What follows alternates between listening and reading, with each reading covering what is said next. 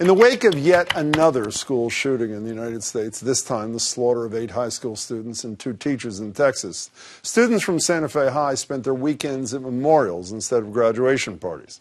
It's been just 3 months since the last high school massacre in Florida, and Kelly Clarkson, a Texan native who hosted the Billboard Music Awards last night, is sick of the cycle of gun violence.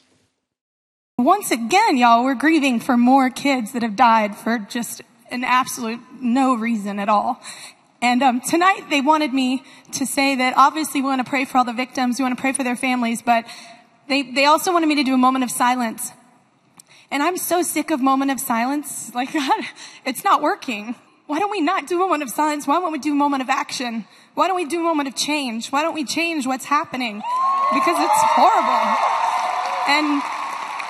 And mamas and daddies should be able to send their kids to school, to church, to movie theaters, to clubs. You should be able to live your life without that kind of fear. So we need to do better. We do need to do better. In Houston, Chief of Police Art Acevedo is saying no more to the thoughts and prayers and inaction that usually follow tragedies like this. On Facebook, he posted, "I know some have strong feelings about gun rights, but I want you to know I've hit rock bottom. I am not interested in your views as it pertains to this issue. Please do not post anything about guns aren't the problem, and there's little we can do.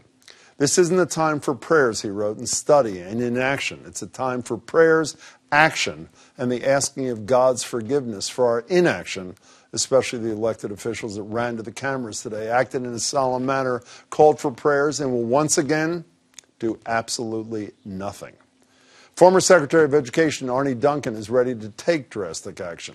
On Twitter, he wrote, "What if no children went to school until gun laws changed to keep them safe?